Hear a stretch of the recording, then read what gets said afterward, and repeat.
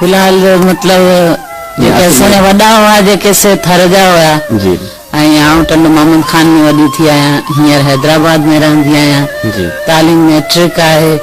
ऐं उमिरि बि तक़रीबन 30 साल आहे इहा साॻी उमिरि त तव्हां 5-7 साल अॻे ॿुधाई महिरबानी इहा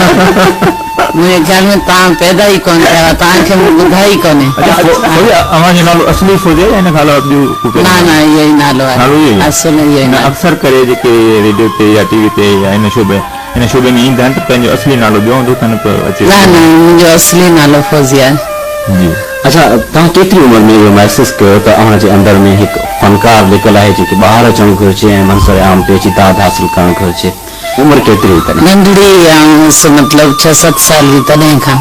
अच्छा माशाअल्लाह यानी शुरूआत जेको तव्हांजी बचपन हो तॾहिं खां तव्हां जी शौक़ में पोइ भला ॻाइण जी शुरूआत अवां अटे वारो थाल वॼाईंदे कई या बाक़ाइदा कंहिंखां सिखिया वरिती को न उहो त अटे वारो थाल ई ज़ाहिर आहे असांजो माहौल ई कोन हुयो सिखिया जेको वठिजे जी छो शौक़ में मूं शुरू में ॻायो जी पोइ जॾहिं मूं ॻायो ऐं सभिनि चयो त आवाज़ तमामु सुठो आहे त पोइ मूं सिखिया वरिती पहिरीं थाल खां ई ज़ाहिर शुरू कई अच्छा सिखिया में तव्हांजा उस्ताद केरु रहिया उस्ताद मुंहिंजो पहिरीं गुलाम हुसैन कलेरिया जेको मतलब मरहूम आहे सुठो ढोलक नवाज़ जी तमामु उन खां पोइ उस्ताद न्याज़ मरहूम बि मूंखे सेखारियो ऐं जेको आहे सो मजीद खान आहे मुंहिंजो उस्ताद हींअर जेको मूंखे सेखारींदो बि आहे सेखारी मतलब पहिरीं बि सेखारी अच्छा थर खां वठी हैदराबाद जी गंज टकर ताईं सफ़र जेको आहे हिकिड़ो वॾो सफ़र आहे जी तव्हांखे कीअं गुज़रियो कीअं तव्हां हिते पहुतो इन हक़ सां चवण जो मक़सदु आहे त रेडियो ते तव्हां कीअं आहियो रेडियो ते त शुरू में रेडियो ते ई आई हुअसि अच्छा हाँ शुरू में रेडियो ते आई हुअसि केरु तव्हांखे वठी आयो कीअं तव्हां रेडियो ते पहुतो भाउ थियल हो मुंहिंजो उनजो अनवर सर तो नालो आहे उहो मूंखे वठी आयो छो जो उन जी शादी हुई त मूं ॻायो पियो छोकिरियुनि सां गॾु जेको ॻाइबो आहे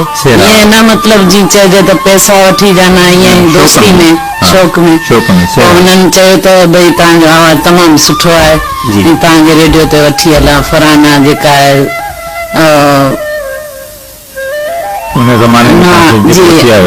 वठी आयो त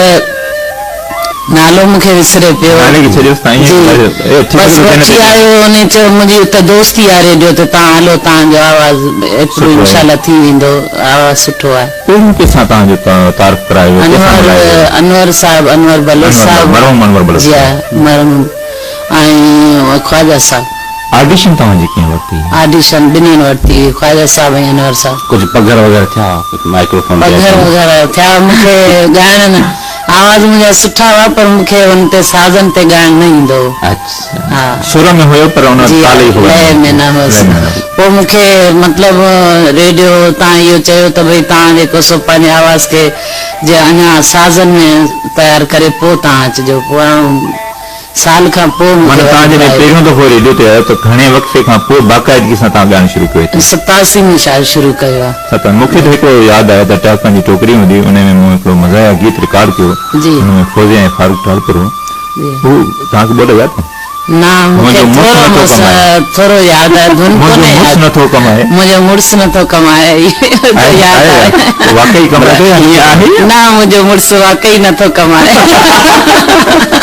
केॾो अजीब इतफ़ाक़ आहे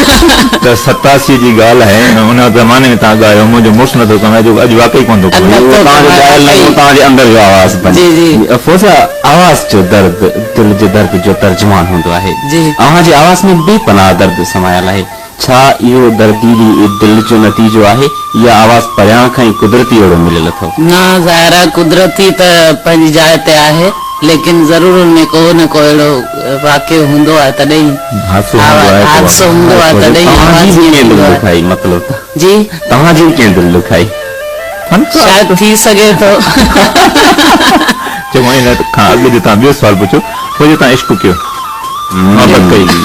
छो त तव्हां पोइ सोचींदो